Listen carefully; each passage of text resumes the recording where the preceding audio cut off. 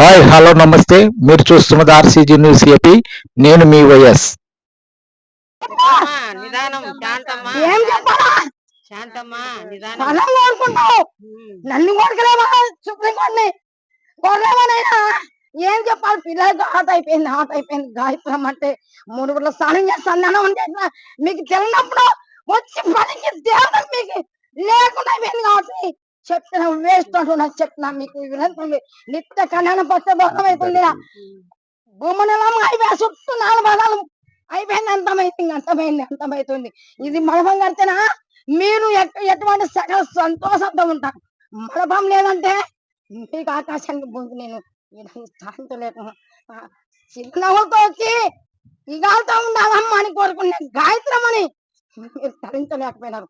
ఒక్కతే గుడి కట్టి ఒక్కతే స్నానం చేయాలని లేదు ఈ లోకంలో.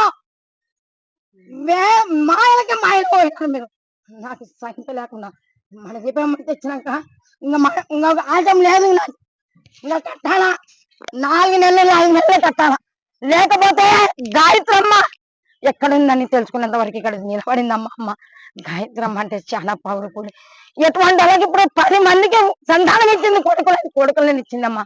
కొడుకులని ఇచ్చినమ్మా గాయత్రమ్మ. ఇది ఉన్నాడు చూడు, నేను 10 రోజులకే డేట్ ఇద్దాను. జీను నాన్న నా సంతానం అమ్మ ఒక్క నిమిషాలు ఇచ్చింది గాయత్రమ్మ.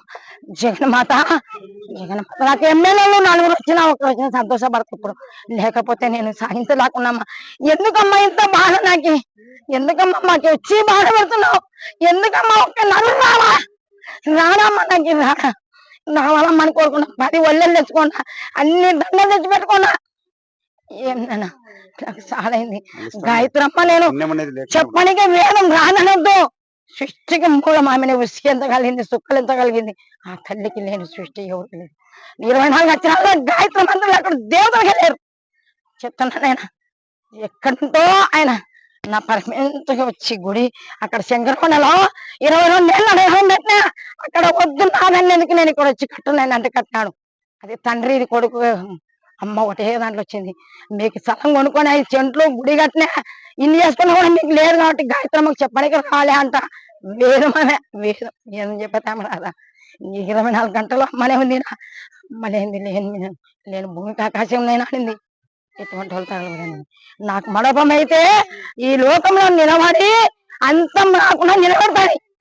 లేకపోతే ఏమైతుందో తెలియదు. ఇది ఒక్కటి శాంతంగా నేనేం చెప్పలేను. శ్రీ శ్రీ గాయత్రి వేదమాత దేవాలయము, నెట్టెకల్ క్రాస్ రోడ్డు, గాయత్రి నగరు.